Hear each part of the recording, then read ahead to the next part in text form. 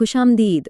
आज हम नवी हिकमत से एक ऐसी ज़बरदस्त बात समझने जा रहे हैं जो सदियों से इंसान को रास्ता दिखाती आई है।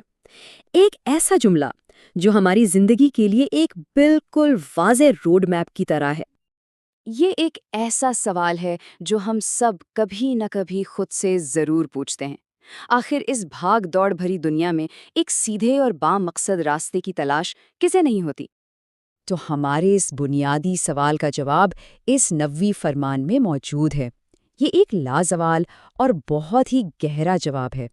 आप कह सकते हैं कि ये एक खुदाई साइन पोस्ट है जो बिल्कुल साफ सिमत दिखा रहा है। अच्छा, तो आइए इसको ज़रा गहराई से समझते हैं। पहला हिस्सा है कोई रास्ता इख्तियार करता है।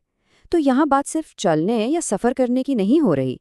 इसका मतलब है किसी मकसद के साथ पूरी नीयत से एक मिशन पर निकलना, एक कोशिश करना।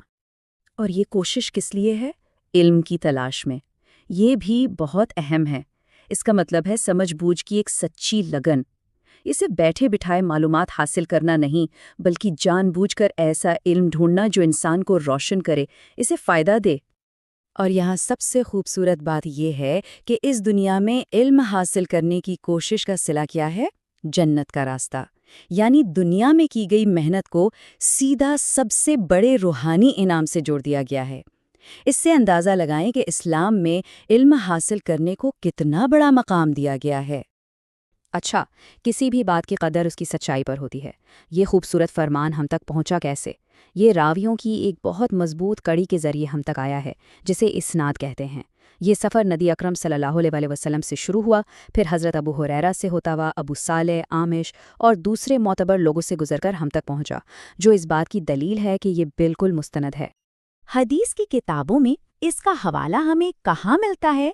ये हदीस इमाम तिर्मिज़ी ने अपनी मशहूर किताब सुनन अत-तिर्मिज़ी में नकल की है और उन्होंने खुद इसका दर्जा हुस्न बताया है, जिसका मतलब है कि ये एक अच्छी और काबिले एतबार हदीस है जिसे इस्लामी रिवायत में मुस्तनद माना जाता है।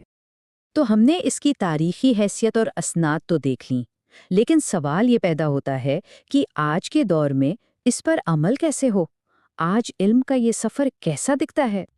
देखें, ये बात तो साफ है कि इल्म हासिल करने के तरीके वक्त के साथ बिल्कुल बदल गए हैं। पहले उलमा से मिलने के लिए महीनों सफ़र करना पड़ता था।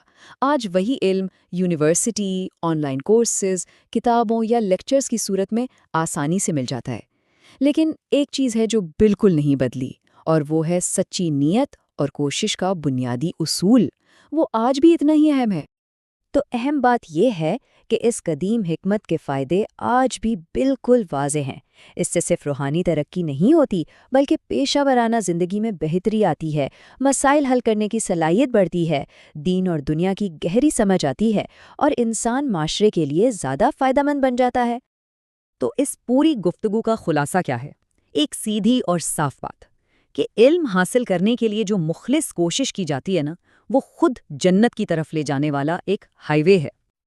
तो आखिर में ये सोचने का मकाम है कि आज इल्म के कौन से सफ़र का आगाज़ किया जा सकता है, वो कौन सा पहला कदम हो सकता है जो इस रोशन रास्ते की तरफ ले जाए।